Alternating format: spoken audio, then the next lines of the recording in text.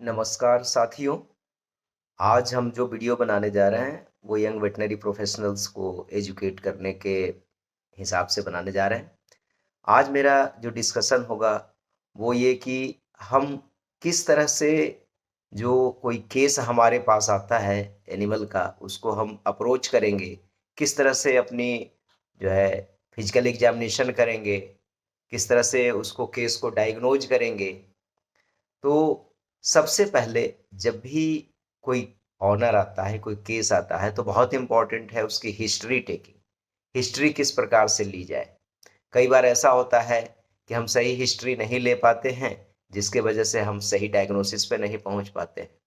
तो जैसे ही हमारा ऑनर हमारे पास एनिमल के साथ आता है, तो सीधे चीफ कंप्लेंट की तरफ ना जंप करते हुए हम उनसे हिस्ट्री लेते हैं। कई सारी ऐसी बीमारियां हैं जो एज रिलेटेड होती है, सेक्स रिलेटेड होती है। कई सारे ऐसी बीमारियां हैं जो उसके हिस्ट्री से आपको ज्ञात हो सकती है। क्या उन्होंने डाइट खिलाया, ऐसा क्या चेंज हो गया उसके वातावरण में, एनवायरनमेंट में, जिसके वजह से वो बीमारी हुई है। तो ये सब को ध्यान में रखते हुए कई बार ऑनर पूरी बात नहीं बताते। कई बार आपको कुछ बातें उनसे निकालनी पड़ती है। किस तरह के क्वेश्चन प्लान करना है, टेक्निकल लैंग्वेज से बचना है। ये सारी चीज़ों को देखते हुए सबसे पहले हिस्ट्री लेनी है उनसे। हिस्ट्री लेने के बाद थॉरो फिजिकल एग्जामिनेशन करना है। चाहे आप उसको ऑस्कल्टेट करना है, उसको म्यूकस मेम्ब्रेन एग्जामिनेशन है, उसका पाल्पेशन करना है इंटरनल ऑर्गन्स के, जिसके लिए आपको ऑर्गन्स की एनाटॉमी पता होनी चाहिए।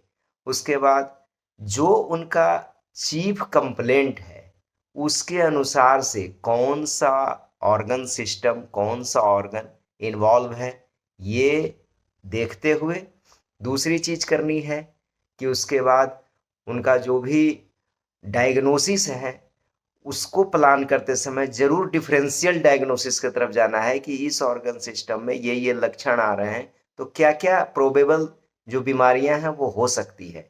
जब आप एक डिफरेंशियल डायग्नोसिस का एक लिस्ट तैयार करेंगे, फिर उसके बाद उस तरह से अपने किए गए फिजिकल एग्जामिनेशन को जब कोरिलेट करेंगे, कोई ऐसा पैथोगोनोमोनिक लीजन जो कि उसी बीमारी में खास तौर से दिखती है, और जब हिस्ट्री लेंगे तो हिस्ट्री से जो सारी चीज़ें मिलेंगी आपको, तो वो सारी चीज़ों को आप कोरिलेट करेंगे।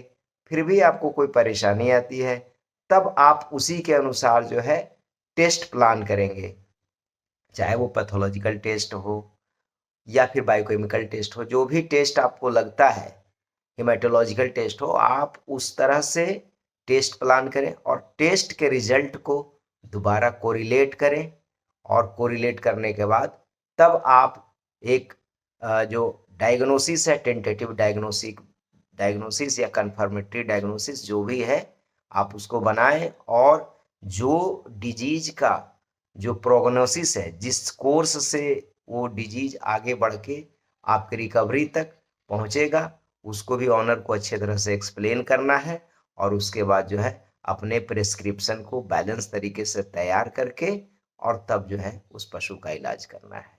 बहुत बहुत धन्यवाद।